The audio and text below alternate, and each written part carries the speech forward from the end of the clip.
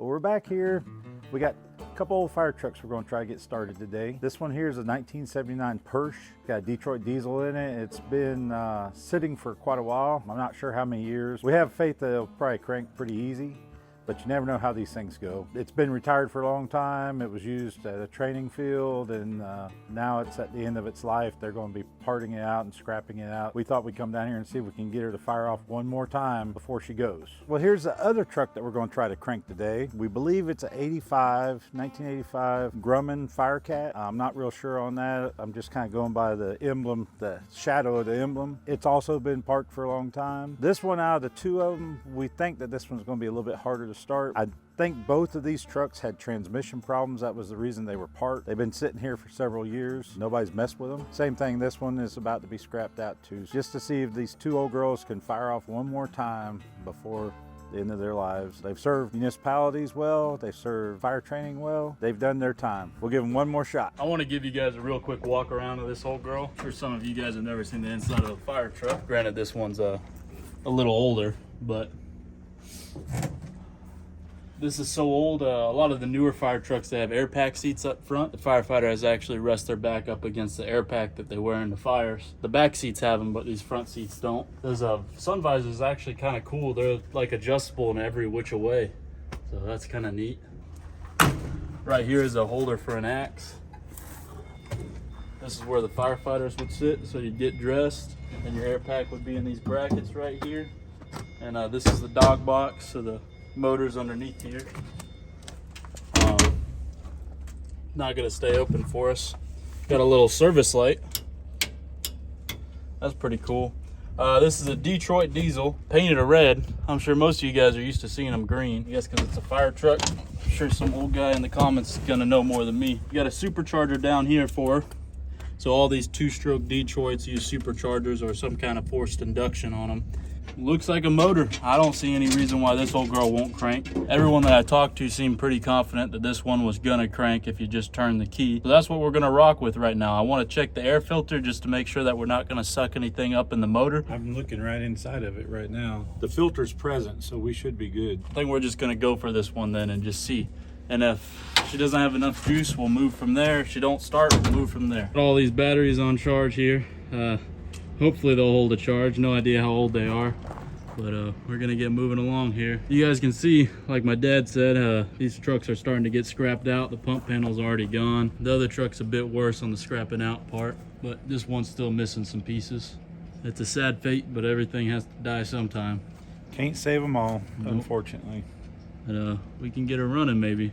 Give her one last shot. James got them on charge, and they've been charging for last 30 minutes to an hour. It should be good. Basically every fire truck's the same. They got a battery switch and then an ignition switch and then an engine start. So our battery switch is actually down here. So that's on. Turn on our ignition. The light came on. That's that's a good sign. It's very promising. Almost pressed engine stop. All right, we're gonna give it to her right here. Shifter's in neutral. All right, let's see. It just doesn't have enough juice, I think. It's either that or the, wait. I think it just doesn't have enough juice. I'm just testing to see how many volts we have off this battery. All right, 12.3. Batteries are normally charged up to 12.6. I bet you once we shut the battery charger off, it's gonna be sitting probably 11.9 or somewhere around there. I really don't think these batteries are gonna give us anything. We're definitely gonna have to secure some. So James is popping these batteries out. We got some batteries that we're able to borrow for a little bit.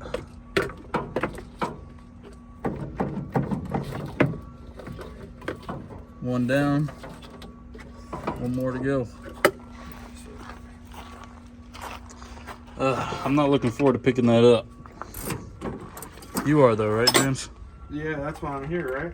What we'll also do is just clean off the ends of these too, just in case. Yeah, make sure they're getting a good connection there. Kind of funny, they just got red wire with a little bit of electrical tape at the end of it. Signify the ground. All right. You make that look easy. Yeah. Yeah, that was super light for me too, man. Yeah, you come over here and give it a try. Yeah, no, you're doing great, man. Keep it up. I'm proud of you. All right. James is cleaning up them battery posts while we're securing a battery. I wanted to show you guys what a brand new truck looks like. This is a brand new fire engine, and that's what they look like.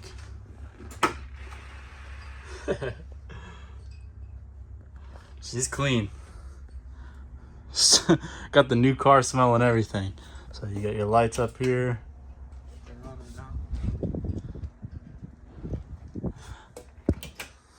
But same thing as I was talking about with the battery switch on that one.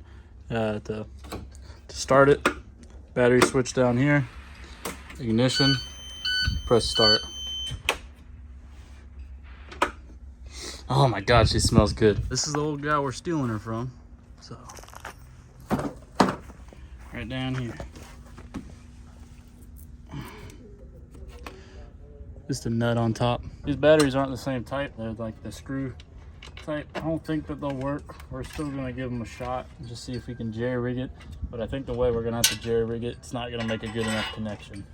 But hey man, you miss 100% of the shots you don't take. So we're going for it.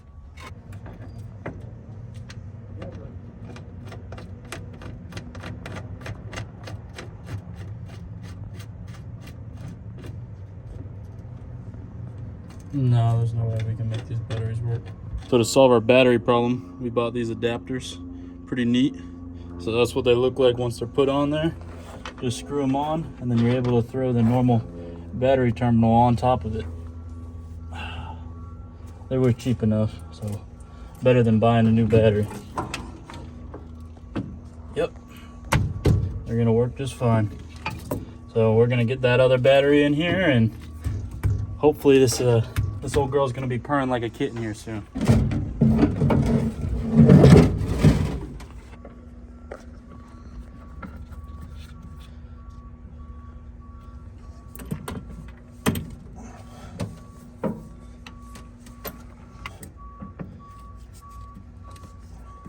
All right, well, you guys didn't get to watch us fight with batteries for 3 hours. Hopefully this is it now. Ignition, light came on. All right, let's see what she's got for us. Well, that's hardly a will it start, but we're gonna get working on that other one. That one's gonna be a lot harder, but let's rev this one a couple times and let's hear it purr. All right.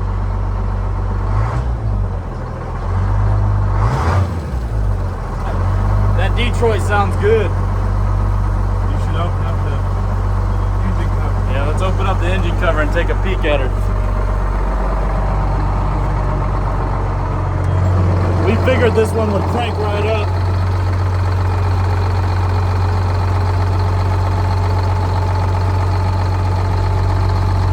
It's a shame that transmission's bad, because this motor runs flawlessly. It sounds amazing. These two-stroke Detroits are awesome.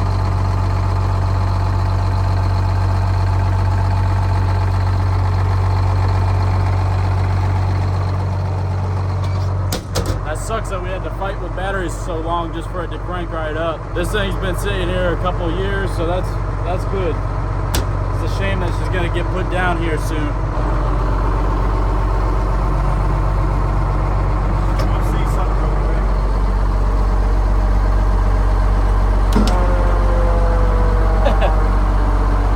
Federal still works. I got one over here too.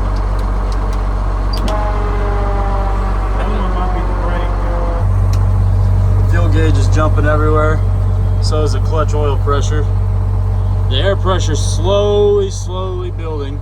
This is the front and the rears are right here. The rear's holding pressure a lot better. 73,000 miles on the odometer. She's just sitting here purring. I figured it'd start right up. Those old Detroits are tough to beat. That other one out there might be a little bit harder though. This is definitely the easiest one we've done yet, but basically just need some juice. Yeah, just enough batteries. juice. Just turned on the emergency master. Are they working?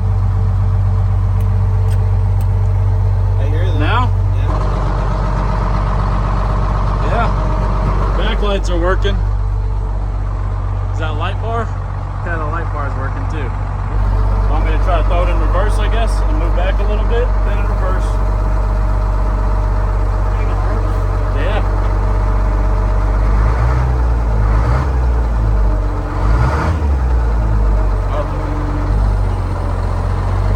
I could try to bump it just like an inch and forward. That was putting it in drive. Oh, yeah. She rolled a little bit. We aren't going to be able to get her back in her spot though. This old girl, she would kind of rock back and forth a little bit, but didn't want to go. She wanted to go forward more than she wanted to go in reverse. I think that transmission's toasted, maybe something simple. I'm not an automatic transmission guy though. James is popping these batteries out right now. We're going to take them to the other truck. That was way too easy, so we're definitely doing a double one on this one. Oh, wow. Okay. Wow. Oh, you're going to walk them? James is getting in here on this one. This one's got a slightly different setup. It's got one battery on either side. That's good enough for now. I'll tighten it down later. Get that other battery in. My dad said he thought this one had a bad transmission in it. Another fellow said that the pump just wasn't working. And obviously at a fire training grounds, they need the pump to be working. So hopefully it's just the pump. If it was the pump, this old girl should run and drive. They got the batteries in. I just turned the battery switch on for both batteries. I didn't hear anything click. I didn't see any lights come on. So I'm not sure if we got a good connection or not. There may be something that's been disconnected on this truck. There's no ignition switch that we can find. I'm not finding an ignition switch. It's been a very long time since I've been in this truck. Let's try the starter buttons just to see. Oh, turned over. That motor definitely chirped though. All right, so I think this is the fuel shutoff. Y'all didn't mess with that, did No. you? Well, do we want to try it? I guess, go for it. Turn it over and see what happens. Okay, ready? Yeah.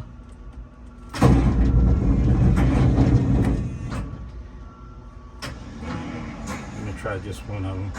That starter was half engaging.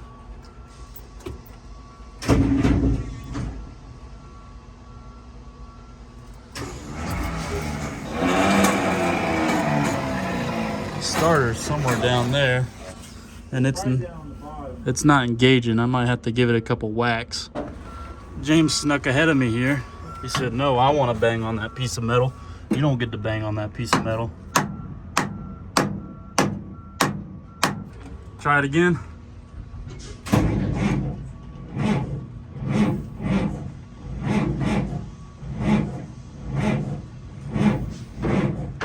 It's almost acting like it's turning over on 12 volts. Yeah, or there might be something in one of the cylinders or something. It's turning over way slower than it should be. Yep. So hopefully the working theory right now is these batteries that we were using are just discharged from that other truck running, assuming the alternator probably wasn't working on that. So I'm checking the voltage on them right now. 12.5. That's not bad. That should definitely be turning it over. I think these batteries were originally 12.7 when we started. So we could get them a little bit more and that might help. They're definitely enough to turn this thing over. I'm hoping it's just a bad connection at the battery. So we're gonna pop them off and clean them. Try this again. That'd be nice if the only thing we gotta work with today is batteries. This post was kind of messed up over here. It was like at an angle and it wasn't very tight. It's definitely messed up. There's like a nut inside of this adapter and I guess it just got messed up and this wasn't very tight to start with. So gonna fix that. Hopefully that was part of our problem. Clean these posts off real fast. And well, hopefully we'll have a running fire truck here in a minute. This one is all messed up. It's all wiggling on there. I think that might be part of our problem, honestly. Might not be making, I know it's not making a good connection if it's wiggling that bad. Maybe with us cleaning it and wiggling it maybe the right way, it's gonna pop off for us here. Early in my career, I drove trucks like this with these air ride seats, and when they'd get wore, they'd kind of bounce. Any of you truck drivers, old truck drivers out there, you know what I'm talking about. And this thing would bounce, and these seat belts look like they weren't that old when they were put in here. But if you see, here's a seat belt, but then if you look here, there's another belt like the seat belt, but it's short. it only goes from the seat down to this bracket. That right there was to keep the seat from bouncing too high, because when these things would get wore out and they'd bounce, you could actually bounce all the way up and hit your head on the top of the truck. In the old trucks that we had when I started, there was a couple of them that would do that. When you go over the railroad tracks, boom, boom, boom, boom, and you'd hit your head if you weren't careful. Pops is climbing in there for the second time now. We'll see what happens. Yeah, hopefully you don't got to get back out and you'll just drive this bad girl home. I don't think that's going to happen.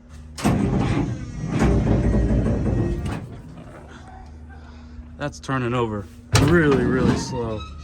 Try it again.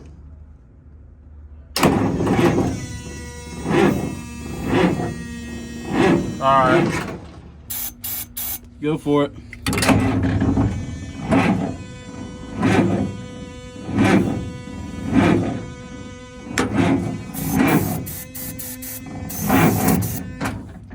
James just figured out why that positive gave up, so it broke. We were doing some following on this electrical system here, and right here, this nut was off and on the ground. Parts have been being grabbed off of it, so I guess that's loose, and we're gonna tighten this up. Hopefully that's part of our problem. All of these are going into the battery shutoff up inside of this cab here. So I'm imagining we might not have a good connection there. Obviously we didn't if the nut's gone. I'm really hopeful now after we get them batteries back. James kind of jerry-rigged something with that broken post, so it should work now. We are running out of time here. The area that we're in is about to close, and we still gotta put everything back together, so we're moving on a schedule here, so we're gonna get cooking. Whenever you're ready. All right, contact.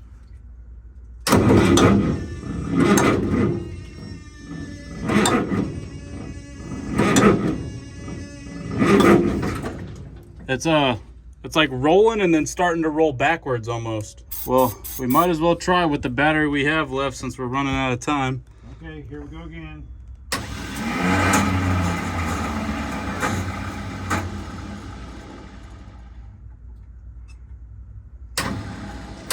I'll have to get underneath there and bang it. I just got underneath there and banged on the starter. I'm gonna try it one more time. Are we ready? Yep. Take 47 and a half.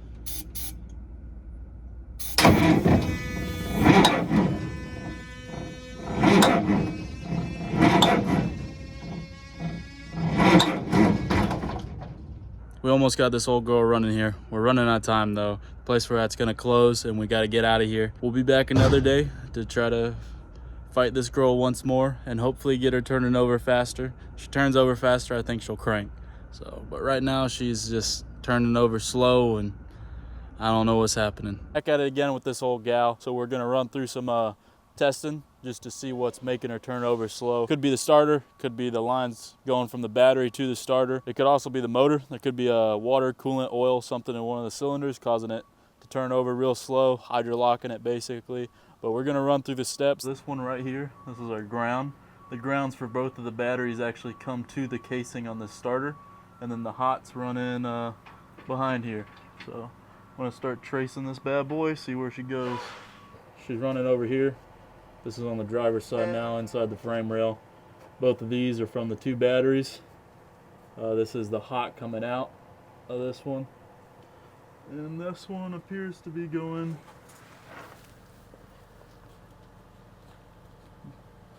back to the starter. All right, those black leads, those are for our button to jump the solenoid to activate the starter. And then you can see the orange connection for our jumper cables. Yeah, you want to press that button? See what she does.